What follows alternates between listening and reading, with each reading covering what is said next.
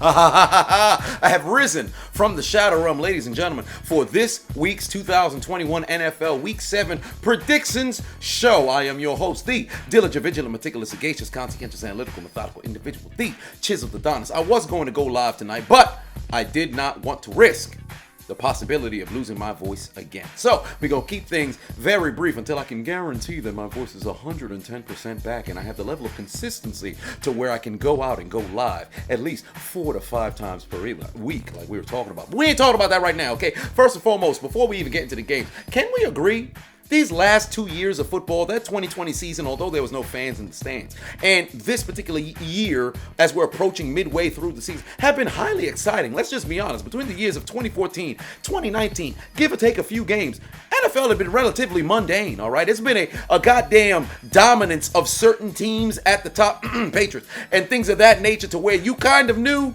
who was going to end up at the Super Bowl, who was going to end up in the championship games. It was kind of just a cycle of about 6 teams that would constantly get the job done, and then maybe one year you'd have one team ascend to the top only to get knocked down to the ground. So I'm excited for what's transpired the last 2 years, man. And every single week, week in, week out, we get about 5 or 6 games that are highly entertaining to where every single week, damn near, we've got a game of the year candidate, performance of the year candidate on a weekly basis. So kudos to the NFL. I mean, granted, on the executive side of things, on the officiating side of things, it's been absolutely abysmal. But outside of that, the on-field product, despite the fact of all these rule changes that transpired and the kind of the softness that's happening, we've seen some very good football. So claps to the NFL. Way to get the job done. But let's break down what's happening this particular week. First and foremost, Thursday Night Football, the Denver Broncos on the road to take on the Cleveland Browns. Let me tell you this right now. The Cleveland Browns are banged up. Baker Mayfield not playing. Odell Beckham is looking very doubtful. Nick Chubb out. Kareem Hunt out. They've got countless individuals on that Browns team that are not playing in this game. They are too damn banged up, and Denver needs a W right now. Hell, Cleveland needs to keep pace. Because let me tell you something right now. Pittsburgh's on a bye week. Cleveland lose this weekend, or I should say they lose tomorrow on Thursday. Guess what? You last in the division. That is not a good look. All right, they are far too doggone banged up. They need to bounce back. I just don't think it's going to happen. I think Teddy Two Gloves going to take his team on the road, and he's questionable as well. But I think Teddy Two Gloves, unless, of course, they had said that he's going to be out. I did not see any news if he's going to be out. But nevertheless, whether it's him or Drew Lock quarterbacking for the Denver Broncos, I think the Broncos get the job done on the road in Cleveland, and they move on to 4-3, and Cleveland drops to 3-4. I'm curious how things will look down the line for the Browns, because if they cannot get over this injury hump, they'll be lucky to end 500. I said coming into this season, I did not see the Browns ending over 500 regardless, because I thought those 50-50 games, they might just mess around and lose them. But now with the injuries that are piling up, there's a lot of time to, there's a lot of cause to pause for Cleveland right now. I'm wishing them the best. I'm wishing them a speedy recovery. But my God, too many key players are out for that team. Like, it's ridiculous. Jadeveon Clowney's even out.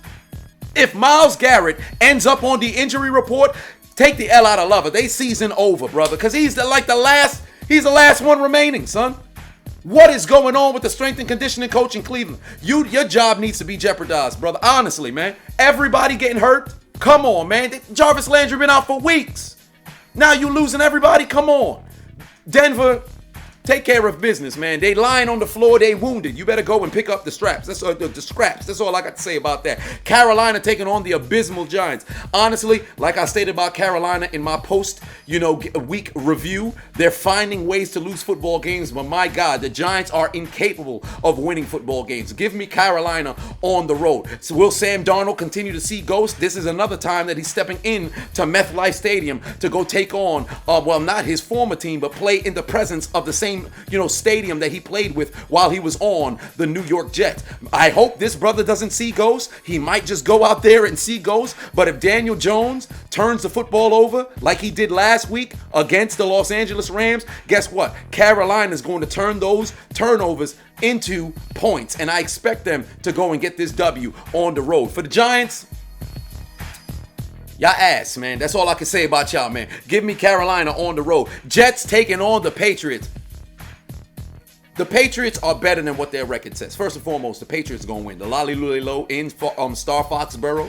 The Jets coming on the road. I mean, they coming off of a bye week. There was no interceptions that was thrown by Zach Wilson, but guess what? He fixing to throw again. Maybe not 4 like he did in the first game, but he going to throw 3. The Patriots are going to have their way with the New York Jets. I can guarantee you that. If the Jets win, I might just have to stick my whole foot in my mouth. I don't know how I'm going to get the flexibility to do so, but that's what I'm probably going to have to do. But let me say this about the Patriots. They are better than 2-4. Outside of New Orleans, when they lost, I think it was 30-31 to like 13 or 38-13. I can't recall what the total score was. I think it was 33, whatever the case was.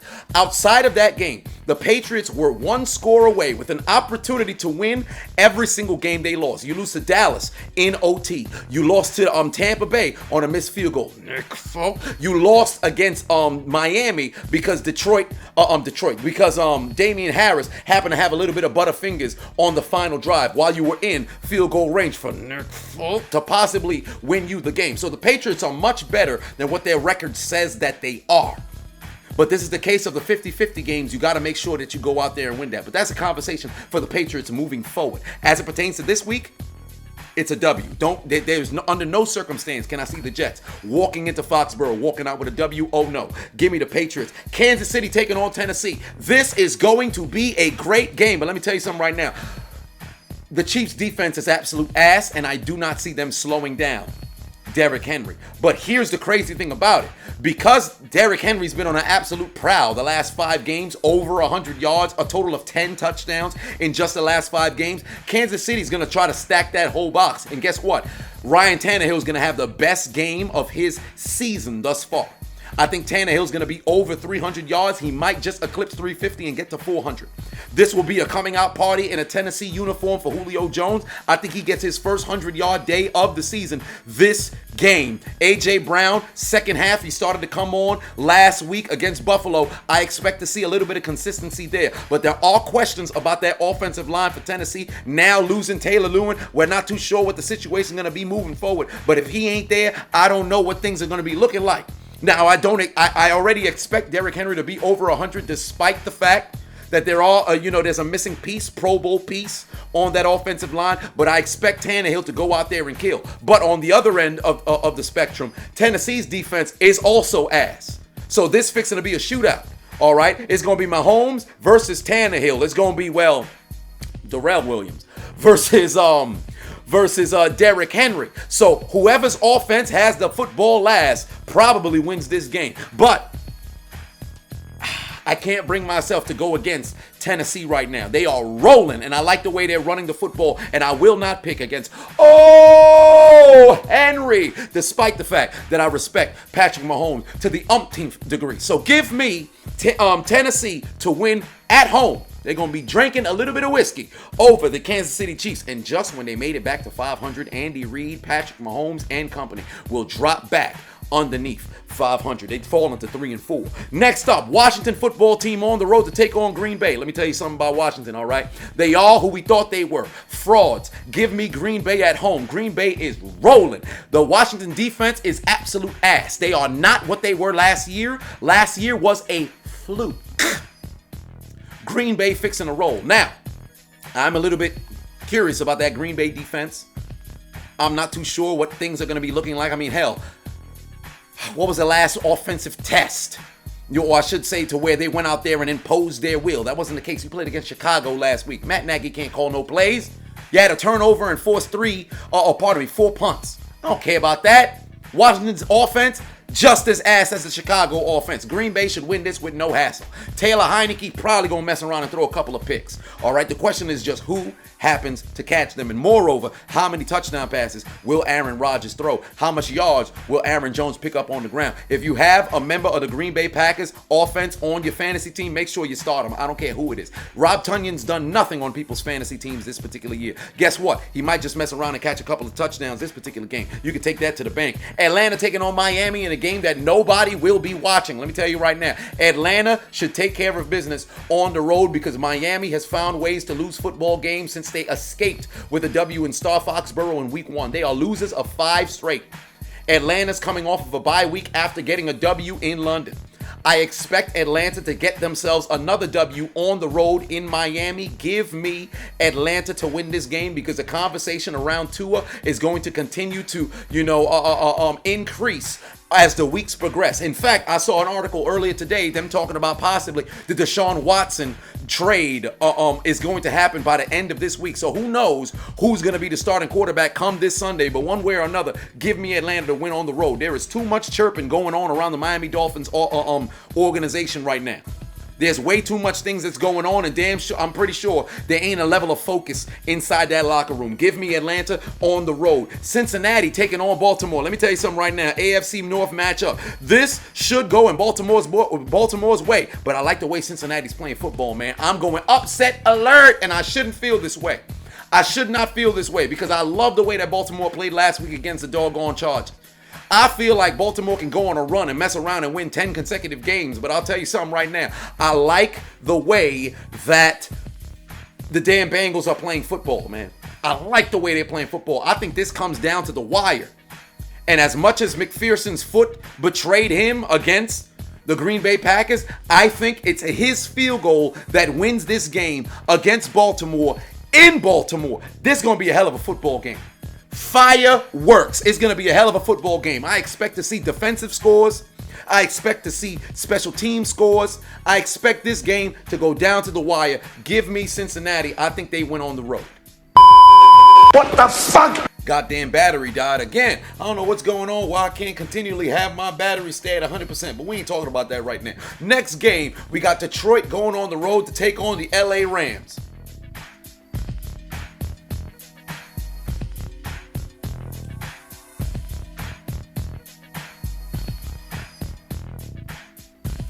I guess that's the president calling me back because there's going to be cruel and unusual punishment. The 8th Amendment will be violated because the Detroit Lions are getting their ass whipped. Jared Goff, it's time to come home. We're coming back to SoFi Stadium. We're going back to Sean McVay. We're going back to the organization that drafted me. It won't change a goddamn thing. I want to see the Lions win a football game. This is not the game that is going to happen. Aaron Donald is going to assault Jared Goff. The only good times that Jared Goff is going to have is shaking the hands of his former teammates as he enters into the stadium. Once the game starts, from opening whistle to the final whistle, the Lions are going to get destroyed. There's going to be all kinds of necrophilia going on over there. There's going to be all kinds of sodomy going on over there. I'm telling you right now, the Lions may get punched by 50. Don't be surprised if they actually mess around and try to make a comeback in the second half because we know the Lions don't play full 60 minutes. All right? The Lions going to mess around and try to make it relatively entertaining,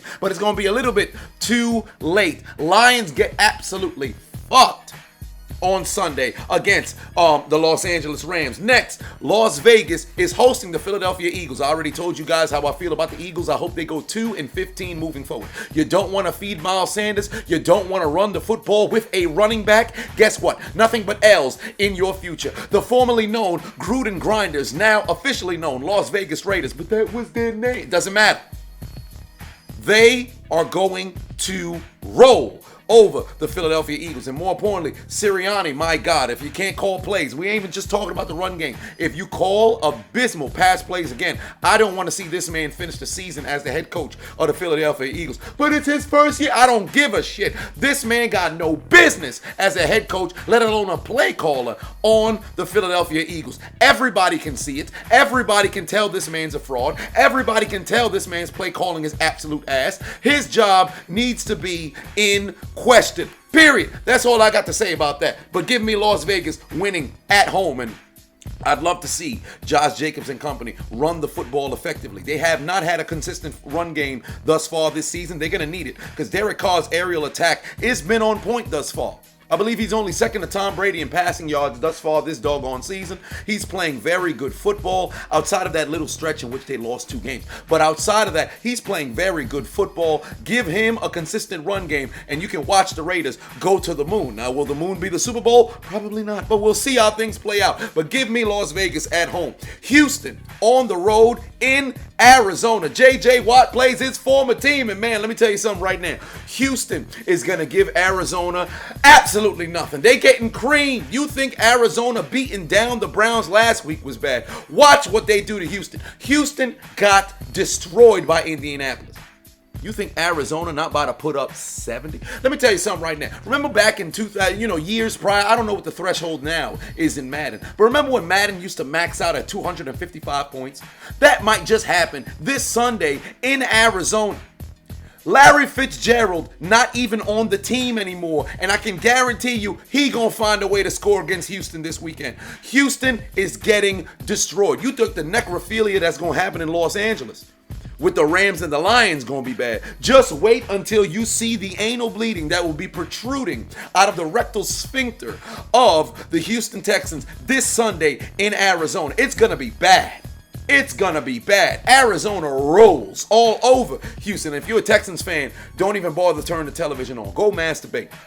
Go probably call an escort.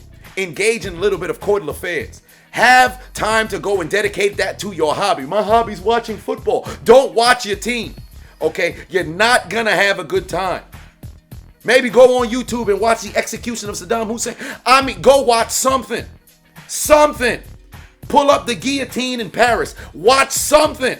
But I can guarantee you, the Houston Texans game, unless you're a Cardinals fan or you hate the Texans, it will not be enjoyable. Bottom line. Next up, Tampa Bay taking on Chicago. Surprisingly enough, I think this is going to be an interesting game through 3 quarters. And then ultimately in the 4th quarter, guess what? Tampa Bay is going to run away. Now, it's a question of what's going to be happening at wide receiver. We saw Mike Evans shit the bed last week.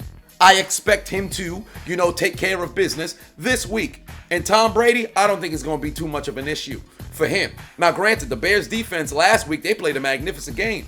You got Aaron Rodgers to punt 3 times. They only scored 3 touchdowns, and through 3 quarters, they played a very good football game. But the offense was absolutely abysmal. And if Matt Nagy can't go out there and call plays, guess what? And if you can't put Justin Fields in a position to whether throw the ball or hand it off and make things work out, you're going to lose football games. You're playing against Tom Brady. 14 points is not going to be enough to win you the football game. No matter how well your defense plays, Tom Brady will score at least 3 touchdowns. Bottom line.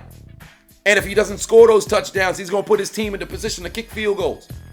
So if you're Chicago and you can't find pay dirt, you can't find the end zone, you can't put points on the board, you're going to lose this game. And that's exactly what's going to happen. I expect their defense to play one of the best games of the season, but I have no faith in Chicago's offense. So I'm picking Tampa Bay to win at home. Because if this was in Soldier Field, maybe things might sway in Chicago's favor. Not as if it's like teams walk into Soldier Field like, oh my God, we're in the Windy City. We're playing the Bears at home. We are worried. That's not the case. It ain't the monsters of the Midway no more. Oh no, this ain't the case. Bears will play exceptional on defense, but it's not going to be enough. Tampa Bay wins. Good Lord, they calling for necrophilia again. Must have been what I had to say about Houston, but we ain't talking about that right now. Next up, Sunday Night Football. Indianapolis on the road to take on the San Francisco 49ers. Let me tell you something right now. I have no faith in San Francisco this season.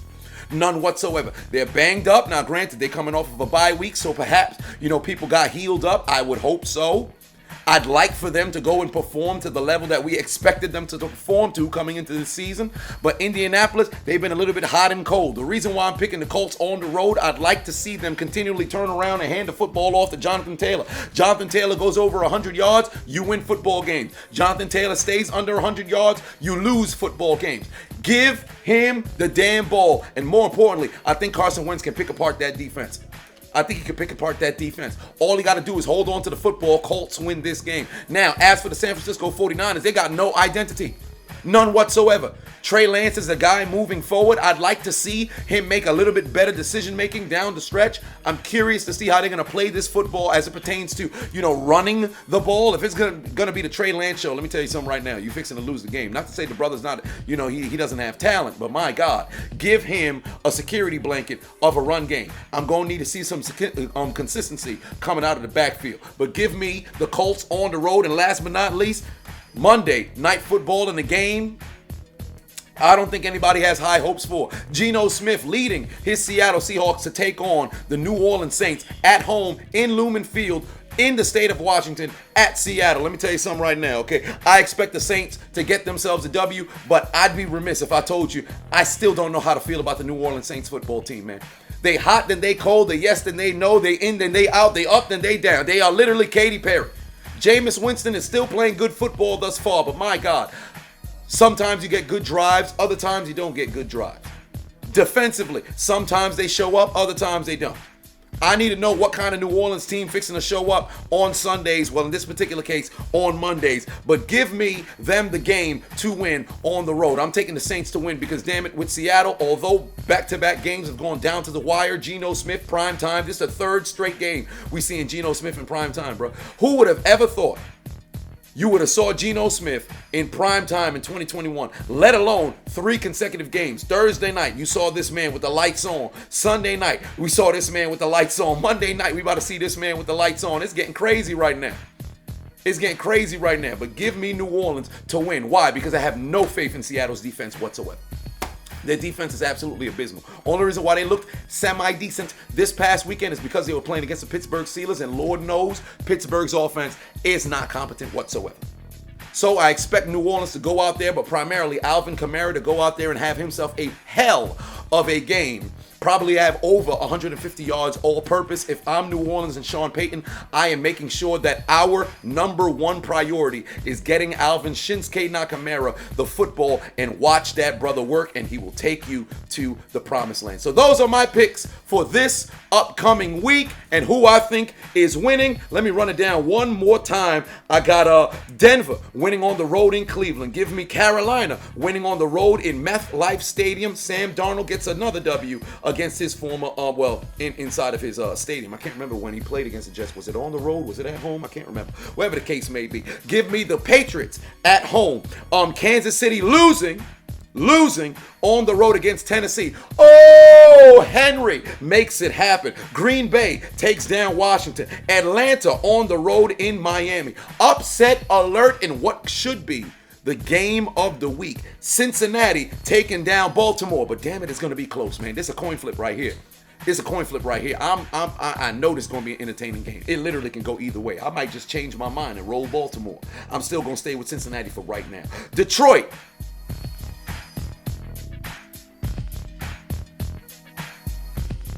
Death by firing squad. The goddamn Rams is going to shoot them all over the goddamn field. Las Vegas taking down Philadelphia. Arizona taking on Houston.